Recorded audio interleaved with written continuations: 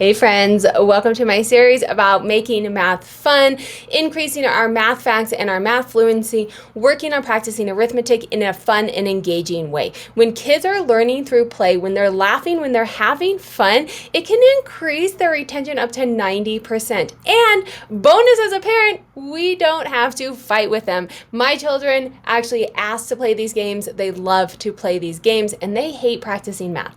Hey friends, just a quick reminder, if I am talking too fast or slow, we all have different speeds of processing. Make sure there is 3 dots up here that you can click on, and you can either increase my speed or decrease my speed so that you can do it at a rate that is best for you. Let's get into it. So today's video, it's all with things that you have lying around the house or super inexpensive. Link down below. Today you should have these things lying around the house, or you can find something that you can use as a supplement. I'm using a pair of rolled up socks because safety. You can use a ball if you're outside, but for inside in the winter, we prefer to use socks so windows don't get broken. And then we have a roll of paper that I wrote on. You can see I wrote just random different numbers on. If you don't have paper, you can do it outside with sidewalk chalk and a ball. You could do it with a poster board. You could tape together different pieces of paper. Get creative with it. You just need to have a large space for kids to be able to throw something at, right? It can be on the ground, it can be on the wall. Let me know down below what you guys come up with. I love seeing the creative ideas. Let me show you what we're looking at. This is my Instagram. I share a lot of really quick tips. I also share on my stories most days, things that we're doing, things that you can do, what the day looks like for us. So follow me on Instagram as well.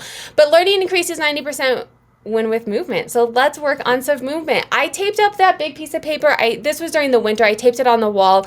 Like I said, we'll do this outside often as well with chalk and have the kids do it. You also need something, I forgot to say, you do also need something to write with.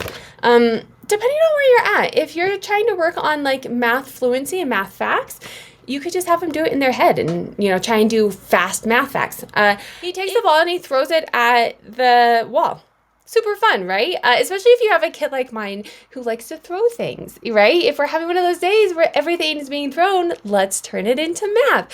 He throws the ball. We get 2 numbers to start with, and then you write it down, and you're adding, well, we'll watch it, and you're adding it together. You're working on it. This is keeping him all in a line. We're still working on writing numbers, forward and backward, and this is a great way for him to be practicing writing those numbers, practicing writing the math facts and the skills without just sitting there doing worksheets and tracing, because if your kid's anything like mine, he hates doing that. You can do it with multiplication. You could do it with subtraction. You could do it with addition. If you do subtraction, you just have to make sure that you have the bigger number on top when you start. And what I actually do when we do subtraction is we start with a really big number, and then they just subtract from there, unless your child is at the point where they know negative numbers. Then they could do subtraction just by hitting the numbers. And then multiplication and addition, they work both ways. So you can talk about that as well. Hey, if we do 3 plus 4, is that the same as 4 plus 3?